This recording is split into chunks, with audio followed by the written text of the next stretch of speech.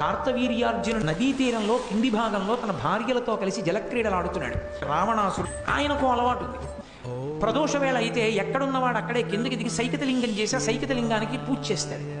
ఆయన నది ఒడ్డున దిగి స్నానం చేసి సంధ్యావందనం చేసుకుని సైకతలింగం చేసి దానికి ఆరాధన చేస్తున్నాడు.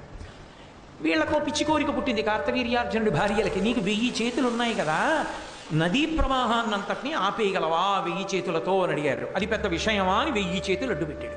వెనక్కి వెళ్ళి ప్రవాహం పెరుగుతూ వచ్చి ధ్యానంలో ఉండి పువ్వులు వేస్తున్నటువంటి రావణాసుడి తొడల కిందకు వచ్చి అకస్మాత్తు ప్రవాహం ఎందుకు పెరిగింది కిందకెళ్ళి చూడమన్నాడు భటుల్ని. కార్తవీర్యార్జునుడు భార్యలతో జలక్రీడలు ఆడుతున్నాడని చెప్పారు రావణాసురుడికి. అసలు వాడే పెద్ద ధూర్తుడు. ఆ కార్తవీర్యార్జునుడి 1000 చేతులు నరికేస్తానని యుద్ధానికి వెళ్ళాడు. అయితే ఆయన చూసి వీడెవడరా 10 తలల పురుగు యుద్ధానికి వచ్చింది, నా మీదకని యుద్ధం చేయలేదు, ఇలా పట్టుకున్నాడు.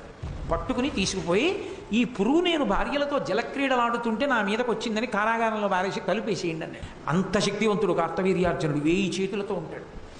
ఆ కార్తవీర్యార్జునుడు ఎందుకో అరణ్యానికి వచ్చాడు వేటాడడానికి. విధి అని ఒకటి ఉంటుంది కదా, అప్పుడే ఆయనకి ఆకలేసింది, దాహం వేసింది. ఇక్కడ ఎవరున్నారని వెతుక్కుంటూ వెళ్ళాడు. అరణ్యంలో జమదగ్ని మహర్షి ఆశ్రమం కనపడింది.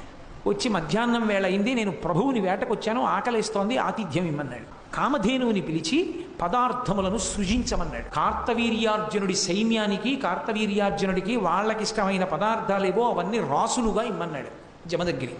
కామధేనువు వెంటనే ఇచ్చేసి అవన్నీ వడ్డించారు. రాజు అన్నీ తిన్నాడు. ఎంతమందికైనా అన్నం పెట్టగలిగిన ఈ కామధేనువు నా దగ్గర ఉండాలి, తోలుకు రెండని వెళ్ళిపోయాడు. కార్తవీర్యార్జునుడు వచ్చాడు రా, నేను ఆతిథ్యం ఇచ్చాను, ఆతిథ్యం అంతా తీసుకుని చెప్పను కూడా చెప్పలేదురా, ఆవును తోలుకు రెండని దూడను విడిచిపెట్టి ఆవుని ఎత్తుకుపోయాడు రా అన్నాడు. అంత పని చేస్తాడా నాన్నగారు, చెప్తాను ఉండండి అని వెంటనే తన పరశువు తీసి భుజాన వేసుకుని పరిగెత్తాడు. పరశువుతోటి ఆయన ధనుష్టంకారం చేసి బాణ పరంపరలతోటి ఈ మొత్తం సైన్యాన్ని పడగొట్టి ఒక్క దూకి తన యొక్క పరశువుతో కార్తవీర్యార్జునుడి 1000 చేతులు నరికేశాడు. కార్తవీర్యార్జునుడు చచ్చిపోయాడు. తిరిగి వచ్చాడు తండ్రి దగ్గరికి ఆవును తీసుకుని. భూమిని ఏలేటటువంటి రాజుని చంపావు కాబట్టి తత్పాప పరిహారార్థం తీర్థయాత్రలు చేసిరమ్మన్నాడు. మా నాన్నని చంపేసిన వాడు ఈ జమదగ్ని కొడుకైన పరశురాముడు, కాబట్టి ఈ జమదగ్ని చంపేస్తామని కూర్చున్నవాడిని కూర్చున్నట్టు కత్తి పెట్టి తలవరికేశాడు. నేను లేనప్పుడు దొంగ దెబ్బ తీసి నా తండ్రిని చంపారు.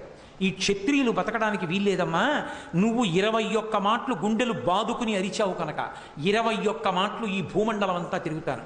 క్షత్రియుడన్నవాడు కనబడితే చంపేస్తాను.